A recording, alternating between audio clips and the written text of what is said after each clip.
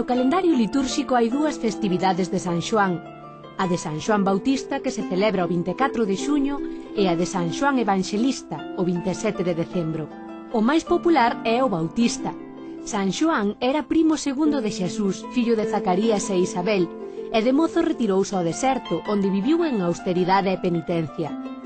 Arredor do 27 despois de Cristo apareceu na rexión do Xordán, predicando a chegada do Mesías. Bautizou a Xesús de Nazaré e proclamou no Mesías. Denunciou a unión incestuosa de Herodes Antipas e Herodías, e por isto prendérono e finalmente, a pedimento de Salomé, decapitárono. Por todo isto foi chamado o precursor, e para a Igrexa Católica é o primeiro na xerarquía dos santos. A él consagrouse a Igrexa de Letrán en Roma, cabeza e nai de todas as igrexas, fundada por Constantino, e tamén moitos batisterios.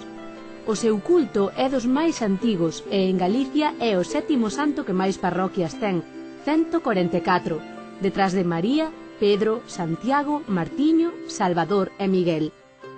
Da súa forma latina Ioannis derivan os apelidos Anes, Oanes, Ianes, Eanes, Eans, moitos castelanizados en Yáñez, e que queren dicir fillo de Xoán.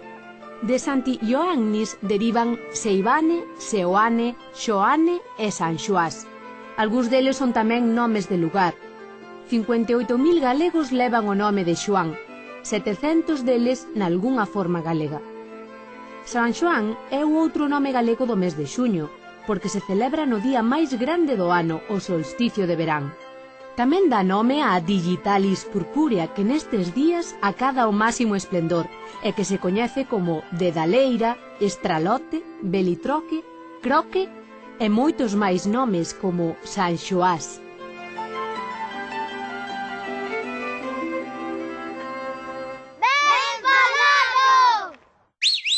Un mentireiro é o que conta moitas mentiras. Ves como sabes? San Xoán, 24 de xuño, marca o solsticio de verán e di un refrán: dille o neno a San Xoán, de ti a min baixarán e de min a ti medrarán. Refírese naturalmente á duración dos días e o neno é o Nadal. O Xoán máis famoso da historia de Galicia é Xoán de Outeiro, un cambadés de Feciñáns que viviu 146 anos. Naceu en 1580 e morreu en 1726. E di o refrán: hai que ter paciencia como a tivo Xan do Outeiro. E por que tivo paciencia Xan do Outeiro?